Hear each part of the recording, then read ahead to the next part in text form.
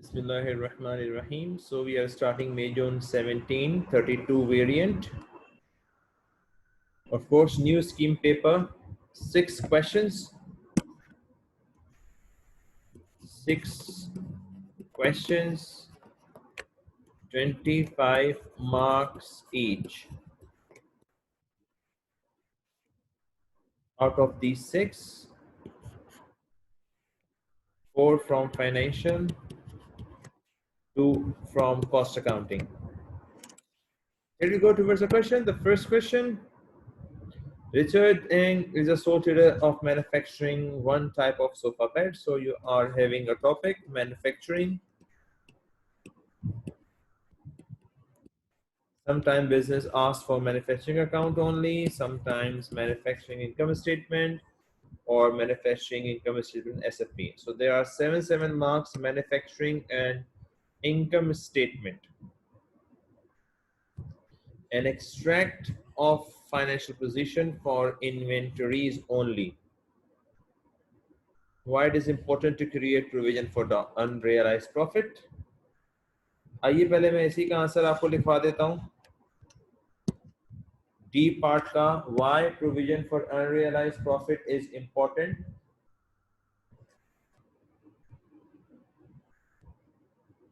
When we transfer goods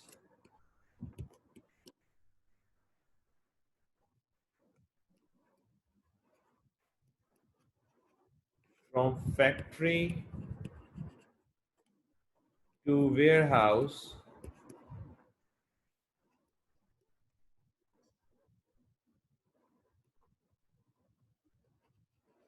the added factory profit on all goods in all goods we produce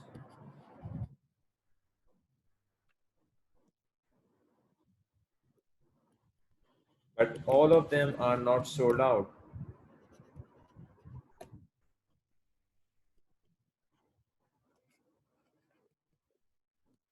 So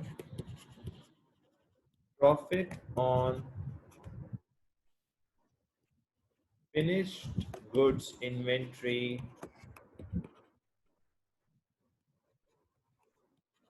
are not yet earned or realized. So in order to remove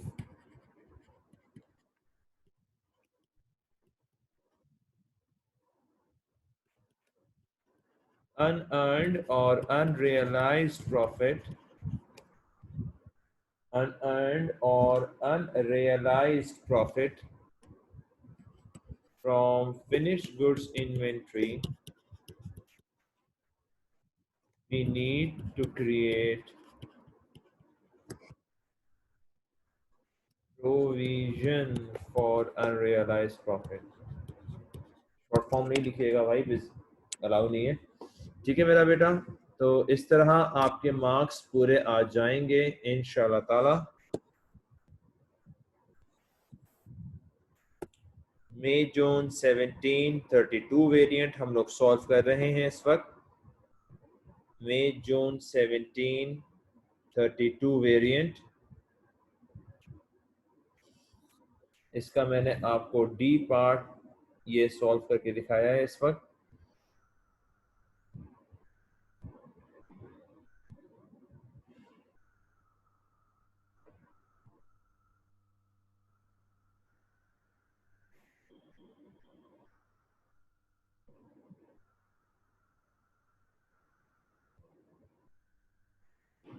If we move towards the question data, manufacturing और income statement दोनों बनाने हैं इसके अंदर आपने. अगर मैं आपको ब्रीफ करना चाहूँ, मैन्युफैक्चरिंग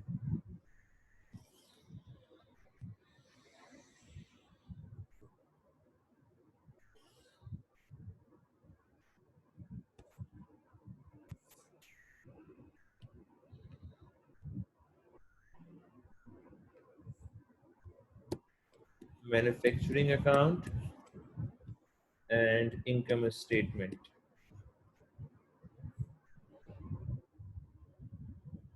आइए इसको गो थ्रू कर लेते हैं। आपके पास रेवेन्यू है, परचेज है, कैरेज इनवर्ड है, कैरेज आउटवर्ड है, रिटर्न इनवर्ड्स है, डायरेक्ट वेजेस भी हैं,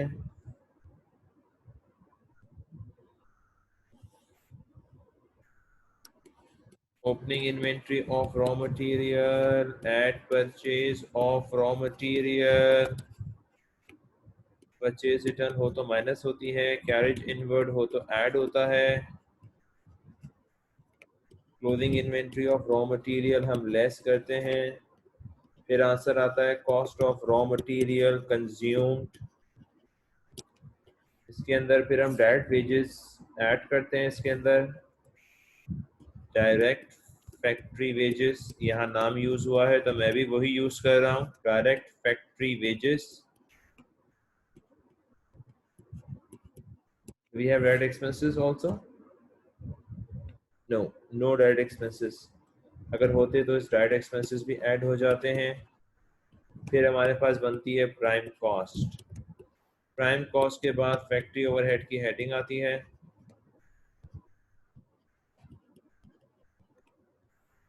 फैक्ट्री ओवरहेड्स में ऑल इनडायरेक्ट एक्सपेंसेस आते हैं।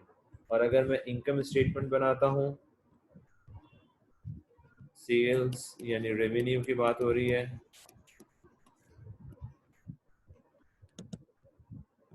रिटर्न्स हुए तो माइनस हो जाएगा, net sales, cost of sales, opening inventory of finished goods, transfer value of goods manufactured, closing inventory of finished goods, cost of sales, gross profit, factory profit। दो दफा add होता है फैक्ट्री प्रॉफिट क्योंकि इसमें percentage given है।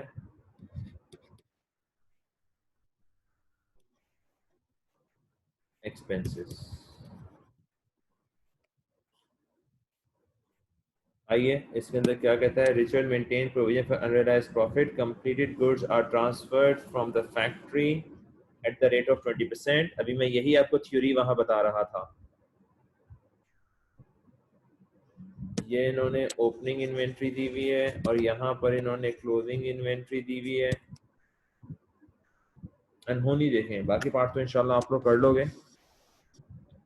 Factory profit वो factory profit एक दफा यहाँ ऐड होता है प्रोडक्शन कॉस्ट में,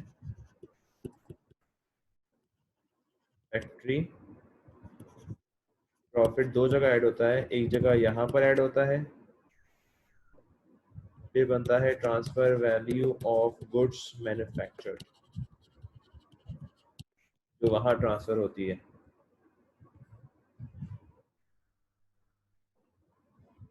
ये वो कॉस्ट है जो ये ट्रांसफर वैल्यू है जो यहाँ ट्रांसफर होती है। और फैक्ट्री प्रॉफिट दो जगह आ रहा है, गौर से देख लें, एक जगह यहाँ एक जगह यहाँ, दोनों की सेम वैल्यू होगी। जो आपने वहां ऐड किया है वही वैल्यू आप यहाँ पर ऐड करोगे।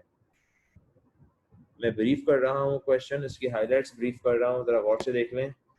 मैं फैक्ट्री प्रॉफिट की खास बात बताना चाह रहा हूँ। यहाँ पर इन बदतमीजों ने यहाँ पर फिनिश गुड्स की कॉस्ट दी है और एंडिंग के अंदर ट्रांसफर वैल्यू दी है। लेकिन जब आप इनकम स्टेटमेंट बनाते हो, यहाँ पर आपको फिनिश गुड्स की वैल्यू चाहिए होती है, राइट। यहाँ पर जो वैल्यू चाहिए होती है इज अ ट्रांसफर वैल्यू। मुझे यहाँ पर क्लोजिंग इन्वेंट्री की कॉस्ट नहीं लिखनी, बल्कि क्या लिखनी होती है, ट्रांसफर वैल्यू लिखनी होती है। सो अगर हमारे पास कॉस्ट दी हुई है तो इसकी ट्रांसफर वैल्यू कैसे निकालूंगा, बाय मल्टीप्लाइंग 20%। फैक्ट्री प्रॉफिट होगा 120% कर दूंगा तो डायरेक्ट ट्रांसफर वैल्यू आ जाएगी। चलिए मैं पहले आपको बता देता हूँ। देखिए transfer value is cost plus factory profit. तो अगर कॉस्ट आपको दी हुई है 32,000, अगर इसमें मैं फैक्ट्री प्रॉफिट ऐड करूंगा 6400,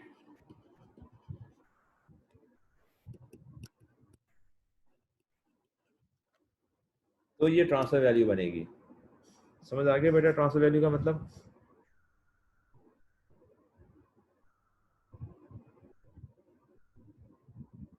ओके अगर मैं डायरेक्ट 120% लगा दूंगा तब भी आंसर यही आएगा 38,400।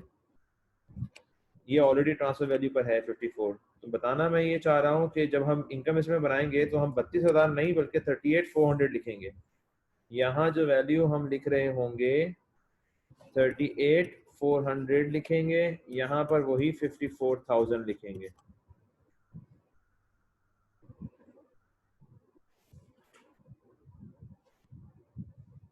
मतलब समझ आ गया मेरा बेटा? तो प्लीज इससे भूलिएगा नहीं, इनकम स्टेटमेंट बनाते वक्त ट्रांसफर वैल्यू लिखते हैं, और एसएफपी बनाते वक्त जो हम करंट एसेट्स के अंदर इन्वेंट्री लिखते हैं, यहाँ मुझे कॉस्ट प्राइस लिखनी होती है। सबसे पहले कौन सी इन्वेंट्री लिखते हैं? क्लोथिंग लिखते हैं। और क्लोथिंग में भी कौन सी वैल्यू लिखेंगे? Transfer value. ट्रांसफर वैल्यू को कॉस्ट प्राइस लिखेंगे। अब बदतमीज देखें, रॉ मटेरियल और वर्किंग प्रोग्रेस तो ऑलरेडी कॉस्ट पे ही है, 16,400 और 20,200। एसएफपी बनाते वक्त 16,400 और 20,200। लेकिन जो फिनिश गुड्स है 54,000 वो ट्रांसफर वैल्यू पे दिया हुआ है। इसमें से हम माइनस करेंगे provision for unrealised profit. Provision for unrealised profit less करके यहाँ पर नोट करेंगे। अब प्रोविजन फॉर अनरियलाइज्ड प्रॉफिट निकालने का तरीका,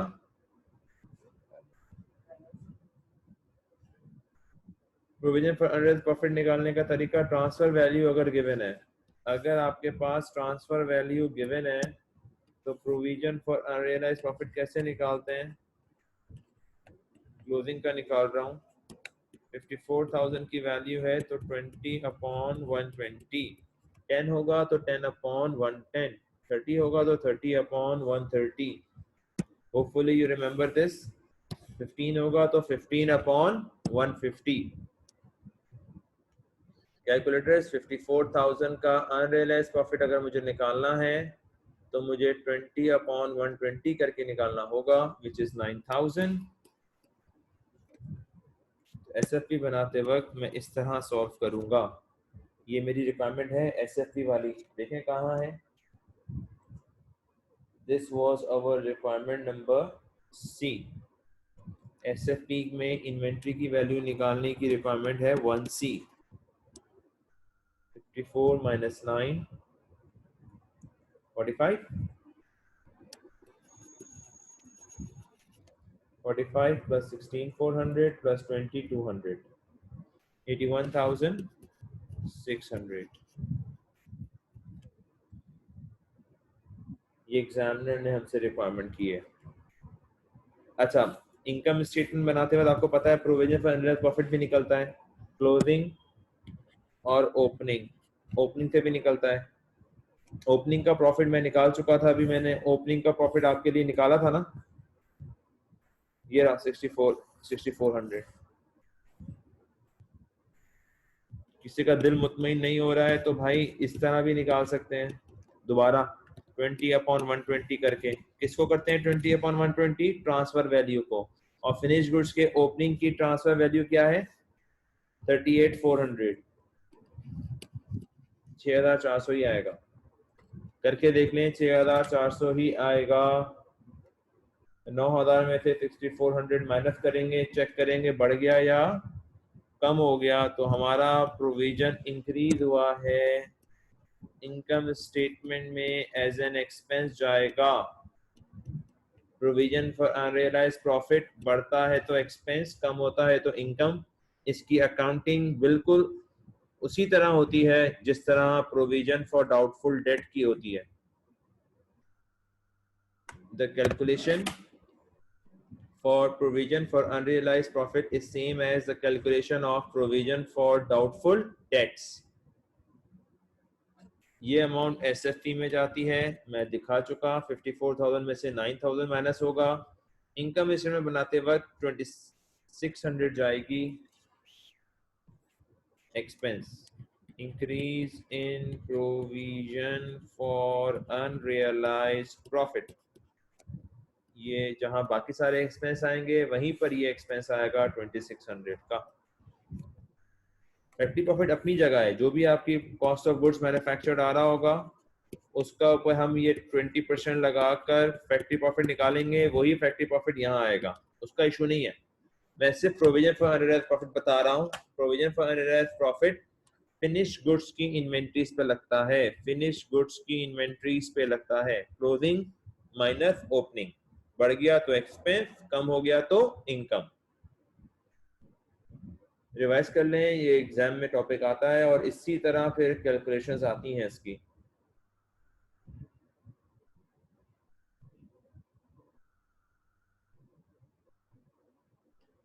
ऑलराइट बेटा, आइए अब प्रोविजन के अलावा बाकी एडजस्टमेंट जरा गो थ्रू कर लेते हैं. अनपेड डायरेक्ट वेजेस 3500 ऐड हो जाएंगी. Add in direct wages. Rent has to be allocated 24,000 to the factory and 16,000 to the office.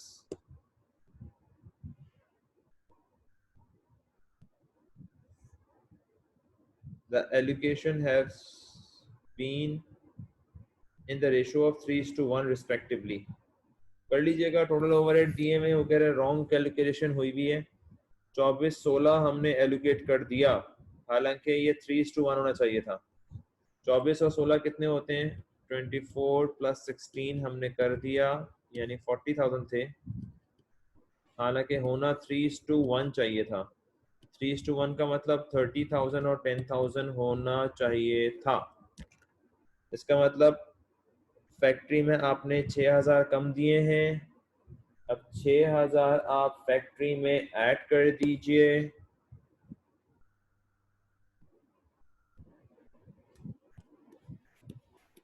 और ऑफिस में 6,000 आपने ज्यादा दे दिए. अब ऑफिस में से आप 6,000 कम कर दीजिए, ये बन जाएगा 161 और ये बन जाएगा 188. Hopefully you can manage it इंशाल्लाह ताला. और कोई लंबे चौड़े एक्सपेंसेस वगैरह इन्होंने नहीं दिए हुए. बाकी इनडायरेक्ट वेजेस दी हुई है. इनडायरेक्ट वेजेस भी आपका फैक्ट्री ओवरहेड है. फैक्ट्री ओवरहेड में सिर्फ फैक्ट्री ओवरहेड है और इनडायरेक्ट वेजेस हैं, वे दो चीजें दी हुई हैं. ये आ जाएगा 161 और ये एज इट इज आएगा 51,400. दो ही फैक्ट्री ओवरहेड्स हैं. बाकी आपको पता है work in progress opening add हो जाएगा, work in progress closing less हो जाएगा, कॉस्ट ऑफ गुड्स मैन्युफैक्चर्ड आ जाएगा. एक्सपेंसेस भी कोई खास नहीं है. बाकी ऑफिस एक्सपेंसेस में सिर्फ 188 ही आएगा.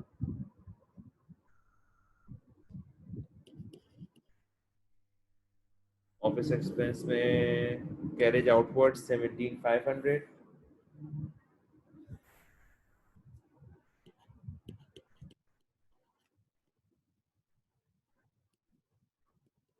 तो इंशाल्लाह ताला आप इसको मैनेज कीजिएगा. हम आगे बढ़ते हैं नेक्स्ट क्वेश्चन की तरफ. Question number 2. Question number 2 belongs to the ratios. Very much comfortable. 8 marks के 5 रेशोज हैं. रोज तो इन्होंने एएस वाला दे दिया हमें. Return on capital employed, operating profit upon capital employed into 100, earning per share, earning divided by number of share, ordinary share, MPPS over EPS, EPS over DPS, और last वाला dividend yield का formula है DPS over MPPS into 100। Into 100 सिर्फ पहले और दूसरे में last में आ रहा है, बाकी किसी में इंटू 100 नहीं है।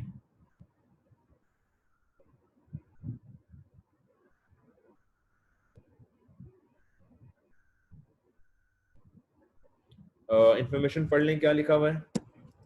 Retained earning for the year was 160 after the payment of dividend, which represented 60% of the profit for the year, which represents 60% of the profit for the year.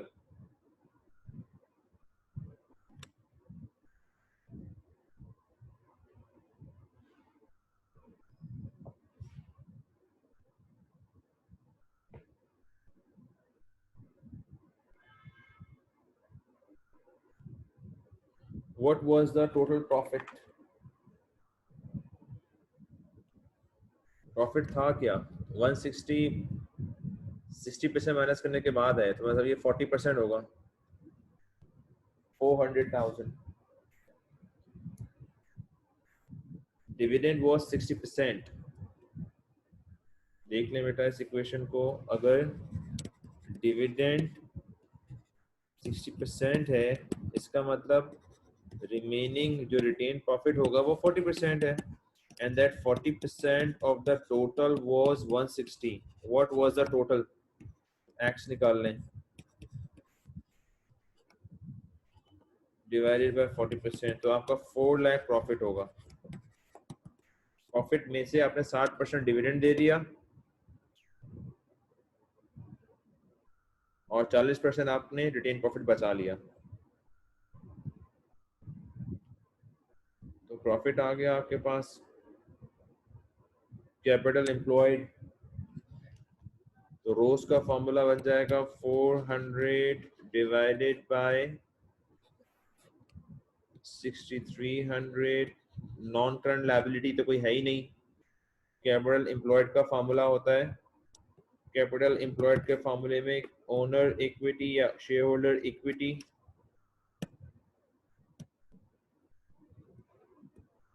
Plus non current liability होता है। फिलहाल है ही नहीं non current liability. This is how we have to calculate.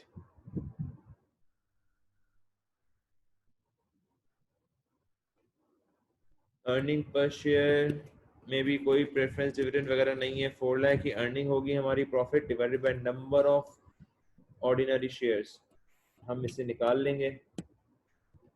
5000 divided by 5, 1000 1 million,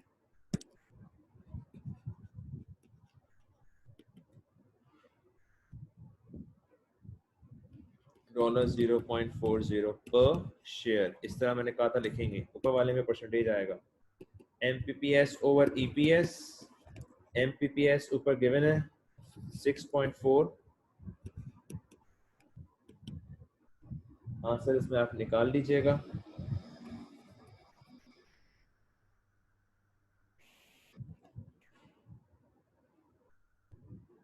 fourth dividend cover, EPS over DPS, EPS over DPS, इसी का दूसरा formula earning divided by ordinary dividend paid. तो ये दोनों फिगर्स गिवन है, 4 lakh divided by जो dividend दिया है आपने, डिविडेंड इज 60% ऑफ 4 लाख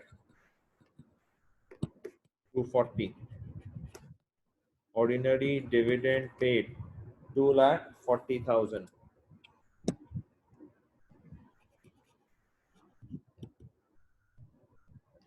और DPS upon MPPS, तो DPS पहले निकालेंगे हम। DPS is ordinary dividend paid divided by number of ordinary shares. So ordinary dividend paid हमने भी निकाला था 240 और नंबर ऑफ शेयर्स हमने निकाले थे 1 मिलियन, तो ये 0.24 आ रहा है। और डिविडेंड यील्ड के फॉर्मूले में DPS over MPPS into 100। I hope ये एक क्विक रिवीजन हो गई आपके लिए, काफ़ी है। बाकी आंसर्स आप निकाल लीजिएगा। और it is estimated that the profit for the year 2017, अब 17 पे आ गया है, पहले किसकी बातें कर रहा था ये? 16, पुराना साल 16 था, तो आप चेक कर सकते हैं। अब ये बात कर रहा है 17 की। अब 17 के हमारे से कुछ चेंजेस हुई हैं।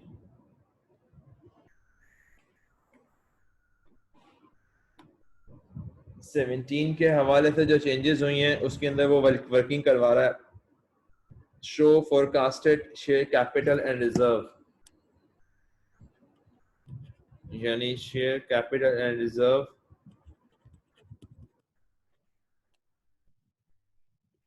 हम लोग इसको क्या नाम देते हैं? Share holders equity, share holders equity. अब इसके आइटम देख लें ऊपर क्या क्या थे। इन आइटम्स की बात कर रहा है ये।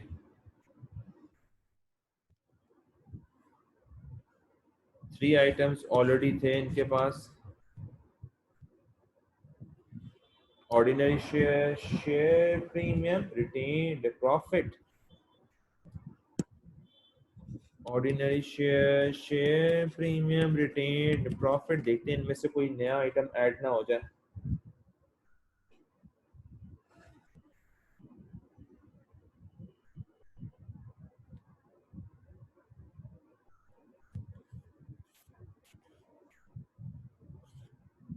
आइए पॉइंट पढ़ना शुरू करते हैं। पुराने आइटम क्या क्या था? पहले से हमारे पास 5500 और 800 है। 5500, 500 और 800।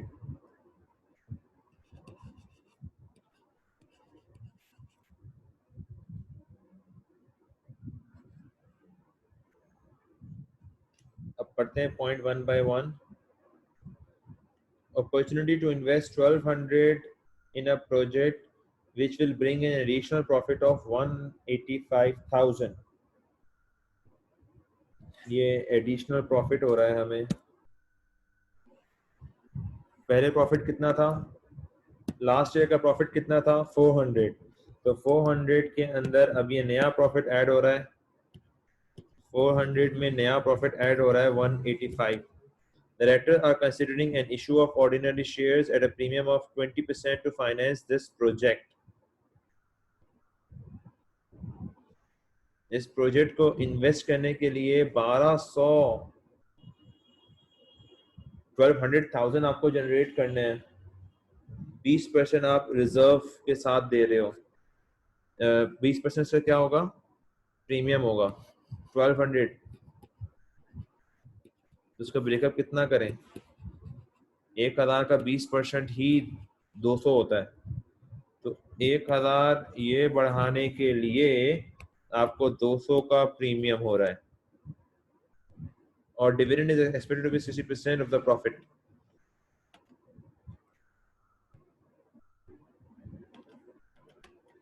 60% ऑफ द प्रॉफिट 351 निकल रहा है।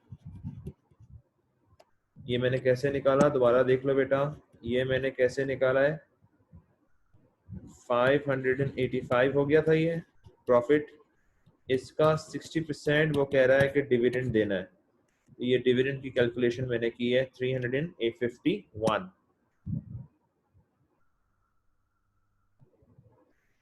That's all. अकाउंट्स बंद कर लें।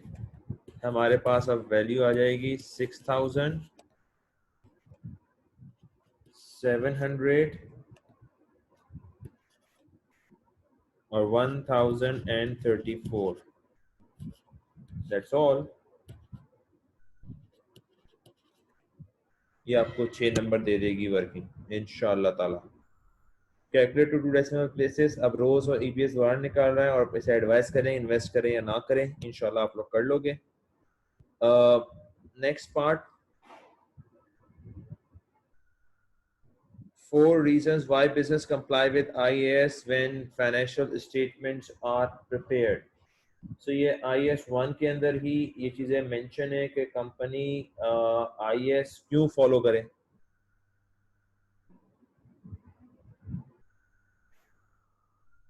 L&S are the director of Z Limited, which were newly formed. They understand the legal obligations to prepare the financial statement. 4 reasons why business should comply with IAS. So for comparability, reliability, relevance, comparability, reliability,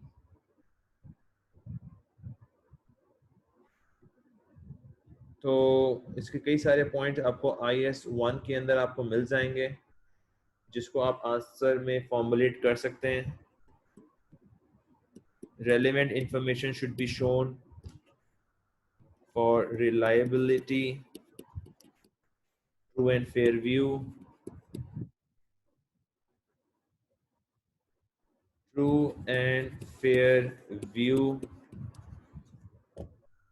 for comparing 1 year के business को दूसरे year से compare कर सकते हैं. जब भी तो हम uniform set of financial statement follow करते हैं, एक कंपनी को दूसरी कंपनी से कंपेयर कर सकते हैं. राइट मेरा बेटा. इस तरह के और भी पॉइंट आपके पास जहन में हैं तो आप आराम से लिख सकते हैं. अंडरस्टैंडेबिलिटी, यूनिफॉर्मिटी, ये वाले पॉइंट भी आप इसके अंदर लिख सकते हैं. What is mean by stewardship? अच्छा, ऑडिट और स्टीवर्डशिप में यही फर्क है ना. स्टीवर्डशिप किसको कहते हैं? डायरेक्टरशिप को कहते हैं. ठीक है. और audit, directors manage the business, shareholder own the business, and auditor are appointed by shareholder to look after the business affairs which are managed by the directors. तो ये डायरेक्टर के जो रिलेशनशिप है शेयर होल्डर से, इसको आप समझें stewardship कहते हैं. राइट मेरा बेटा. नेक्स्ट हमारे पास ये अकाउंट बना कंपनी की जेड लिमिटेड की फाइनेंशियल पोजीशन दी हुई है. ऑडिट का क्वेश्चन है. Julia is the auditor of Z limited. During the course of conduct her audit, she was found these 3 things: prepare a revised draft financial statement again वो आप error adjustment समझो, उसको plus minus करने पड़ेंगे. Last paper solve करते हुए भी मैंने इस तरह का क्वेश्चन आपको सॉल्व करवाया था. इन्हीं एडजस्टमेंट्स को फिर आप एक्सप्लेन कर दोगे. Z Limited had been sued for an amount 29,000. Legal advice indicated that Z Limited had a 90% chance of losing the case. Contingent liability create हो जाएगी इसके अंदर. 29,000 प्रॉफिट से भी हमारे कम हो जाएगा और 29,000 की लायबिलिटी भी क्रिएट हो जाएगी. इसे कंटिंजेंट लायबिलिटी कहते हैं.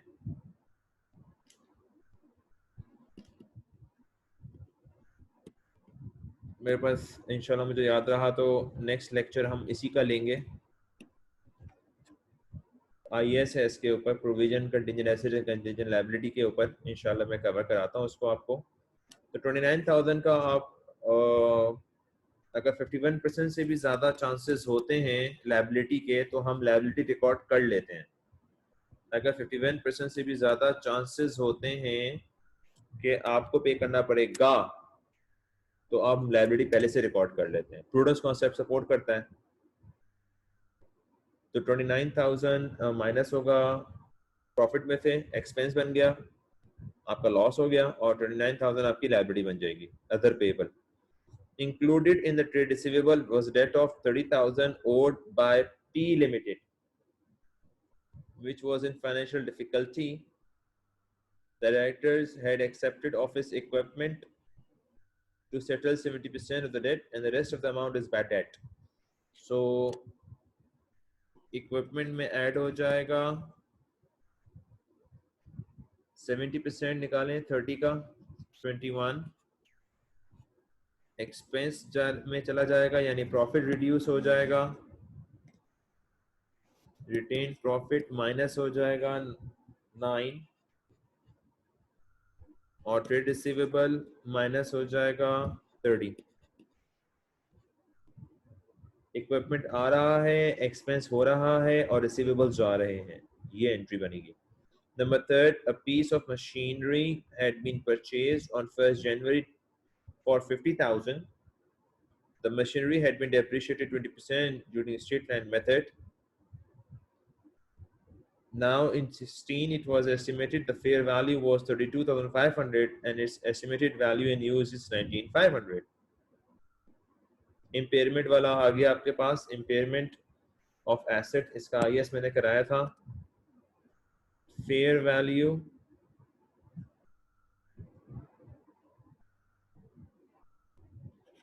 and value in use.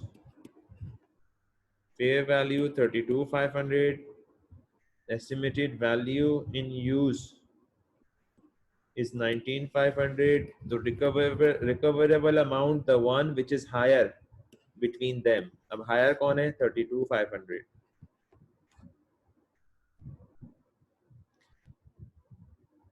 16 से जब फर्स्ट को खरीदा था 20% डेप्रिशिएट करूंगा तो इसकी कैरिंग अमाउंट कितनी आ रही है 50,000 minus 20% 10,000 which is 40,000 इसकी कैरिंग अमाउंट या नेट बुक वैल्यू कितनी आ रही है 40,000 आ रही है इन दोनों में से जो लो होगा वो एसएफपी पे जाएगा वो हमारी रियलिस्टिक कैरिंग अमाउंट होगी जो लो होगा अब इन दोनों में से लो कौन है